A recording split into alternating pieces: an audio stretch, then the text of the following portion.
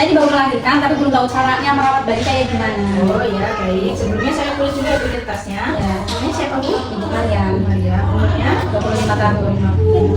Kemarin berat badan bayi berapa? 73 on. Panjang bayinya?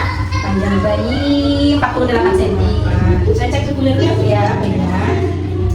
Cek suhunya 36 derajat ya Bu ya, semuanya normal. Baik Ibu, di sini saya akan memberikan pendidikan kesehatan tentang perawatan bayi baru lahir sehari-hari ya Bu ya. Untuk yang pertama itu ada pemberian ASI. ASI adalah makanan terbaik untuk bayi sejak lahir sampai umur 6 bulan. ASI diberikan secara eksklusif ya Bu ya, tanpa tambahan makanan atau cairan lain. Berikan ASI sesuai keinginan bayi, paling sedikit 8 kali sehari.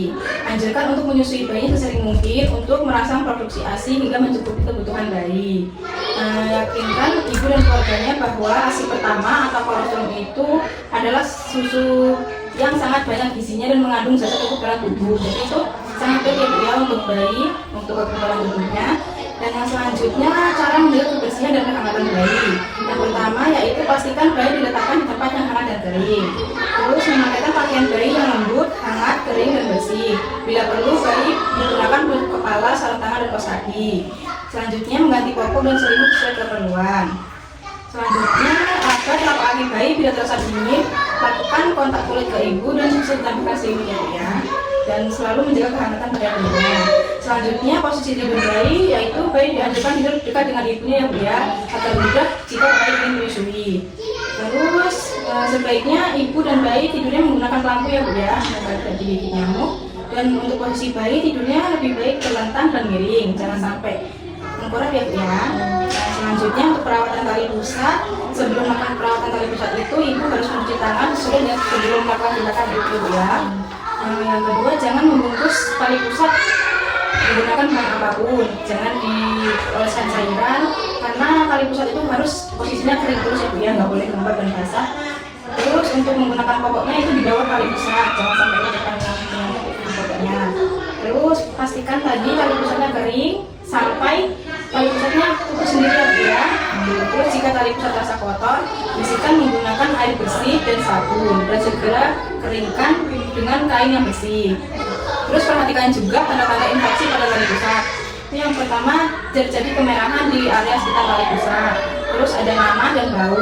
Dan jika terdapat infeksi, ibu bisa langsung membawa ke fasilitas kesehatan terdekat ya Bu ya. Untuk selanjutnya, ibu juga harus mempunyai termometer karena suhu tubuh bayi kan lebih sering hangat ya Bu ya. Takutnya nanti kalau suhu tubuhnya tinggi, jadi bisa dicek menggunakan termometer. Untuk selanjutnya, saya akan menjelaskan tanda-tanda bahaya yang harus diwaspadai ya Bu ya. Yang pertama, jika bayi tidak mau minum atau muntah tiba-tiba ya Bu, itu juga kejang gitu. Terus selanjutnya hanya bergerak jika disentuh gitu, jadi pergerakannya lambat. Terus nafasnya lebih cepat, lebih dari 60 kali per menit. Terus nafasnya lambat, kurang dari 30 kali per menit. Itu normalnya bayi itu 100 kali per menit ya Bu ya. Terus tarikan dinding dada itu sangat dalam, jadi kayak nafasnya tuh kayak susah gitu ya Bu. Terus sering merintih.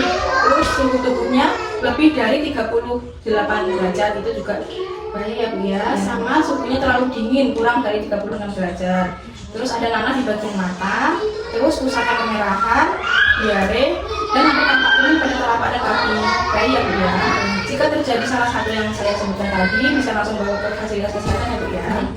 Baik Ibu, dari yang saya jelaskan tadi ada yang menanyakan, Dan alhamdulillah sebelumnya baik Ibu, terima kasih.